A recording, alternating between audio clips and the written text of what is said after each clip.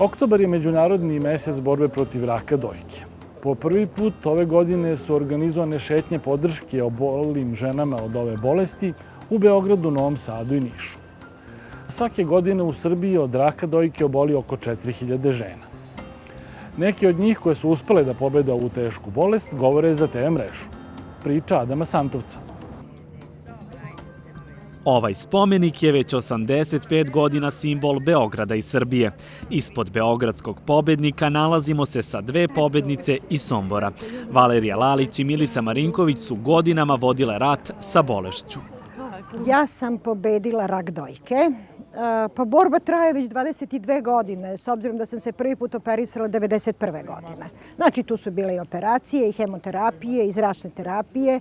I 4 puta je to bilo maligno, uvek na istoj strani, čak i kad dojke više nije bilo. Ali ja sebe zaista smatram pobednikom i mislim i da jesam. Pa moja borba traje nekih 18 godina. To su bili čvorovi u dojci i ja sam imala 4 operacije, no na moju veliku sreću to su bili dobroćudni tumori. Iako su preživele teške godine, u Beograd su došle kao najsrećnije osobe u Srbiji. Prošetale su centrom glavnog grada u roze karavanu koji je ove godine po prvi put organizovan i u Novom Sadu i Nišu. Njihov cilj je da osnaže žene koje imaju rak, a poruka koja motiviše je kratka. Moguće je živeti kao pre.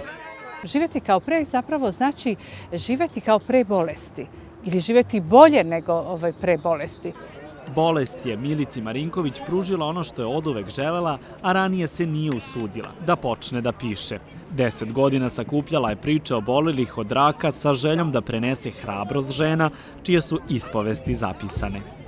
Knjiga zapravo nosi poruku snage, nosi poruku optimizma i zapravo knjiga sadrži 52 recepta kako prevazići bolest, kako je pobediti, kako zapravo živeti kao pre. Na 4 stranice knjige recept je ostavila i Valerija Lalić. Ona je shvatila da će rak dojke pobediti tek kada o toj bolesti koja u Srbiji zahvati 4000 žena godišnje prestane da ćuti.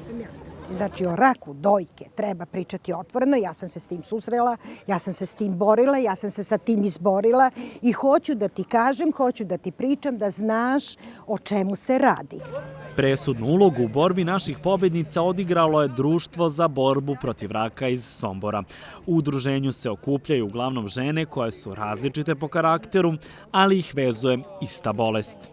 Vreme provedemo stvarno u smejanju. Verujte mi da su to priče, tu se i kuva i pere i sprema, i svađa s mužem i svađa sa svekrovom i tuku deca i grde deca i čak se i ogovara ako je to potreba zahteva.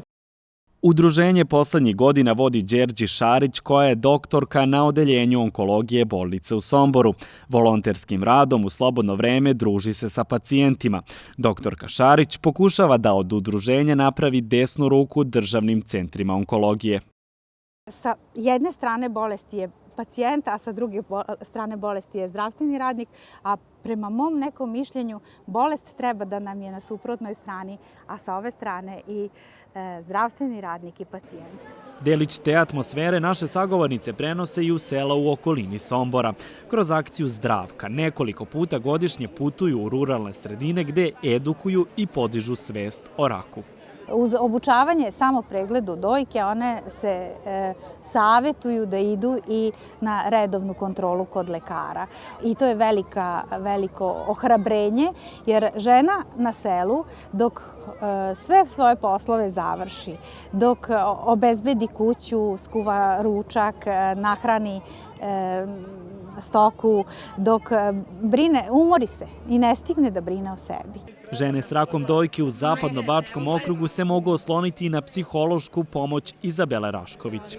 Ona kao psiholog volonterski savetuje u društvu obolelih od raka, takođe zbog ličnog iskustva. Pre 6 godina moja majka je operisala rak dojke Ja sam se uključila u rad Društva za borbu protiv raka, u stvari prvo kao pomoć i podrška člana porodice svoje majci i onda smo vrlo brzo nekako svi zajednički shvatili da sva stručna znanja koja ja posjedujem, a sada znači već i neka lična iskustva iz te oblasti, mogu biti od šire pomoći svim ženama koje dolaze u Društvo za borbu protiv raka.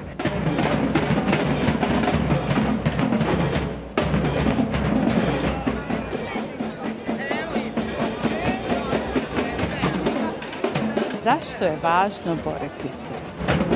Važno je zato što je život lep. Zato što će nam biti lakše da kvalitet života bude bolji. Zato što je jako važno ne odustajati.